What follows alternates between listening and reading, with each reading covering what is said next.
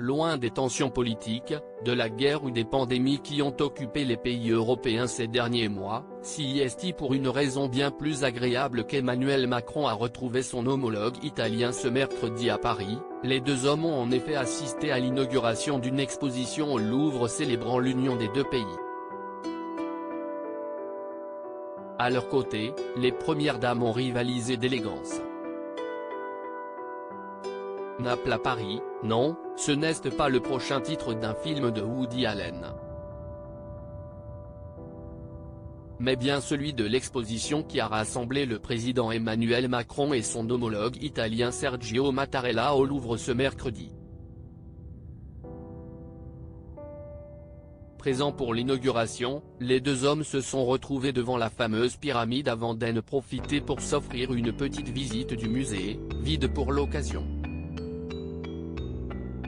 Mais pas tout seul, en effet, Brigitte Macron, pour qui la culture est toujours capitale, avait accompagné son mari. Très élégante dans une robe bleu nuit au discret décolleté et agrémentée de 2 boucles sur les côtés, la première dame avait choisi une paire d'escarpins pour aller avec sa tenue et a semblé particulièrement intéressée par la visite. Une visite qui s'est également déroulée en présence de personnalités politiques comme Laurence Parisot, mais surtout de celle qui est considérée comme la première dame italienne, Laura Mattarella.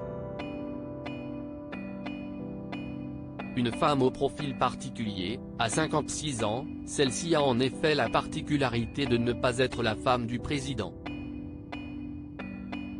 Mais sa fille, une fille très engagée, aînée d'une fratrie de 3 enfants, l'avocate assure les missions d'une première dame depuis plusieurs années aux côtés de son père, notamment depuis que sa mère Marisa Chiasis est décédée en 2012.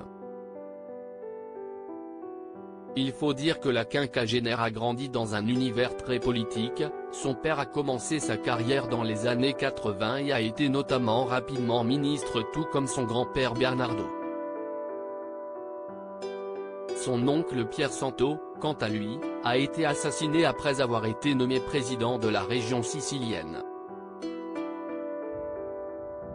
Pour l'occasion, Laura Mattarella avait choisi un pantalon blanc très saillant, assorti à un chemisier tout aussi immaculé et à une veste verte. Complice avec son père, mais également avec la première dame française, elle est restée très discrète et a laissé son père profiter de la visite. Elle n'a cependant pas manqué de poser avec le couple présidentiel devant la Joconde, peinte par Léonard de Vinci, un peintre italien, ou devant la pyramide.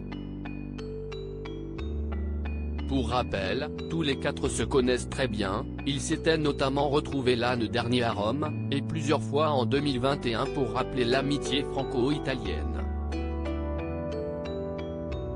Une belle amitié qui devrait à nouveau s'exprimer lors des prochains grands rendez-vous internationaux comme les Jeux Olympiques 2024. On imagine que Sergio et Laura Mattarella ne se priveront pas de s'y rendre.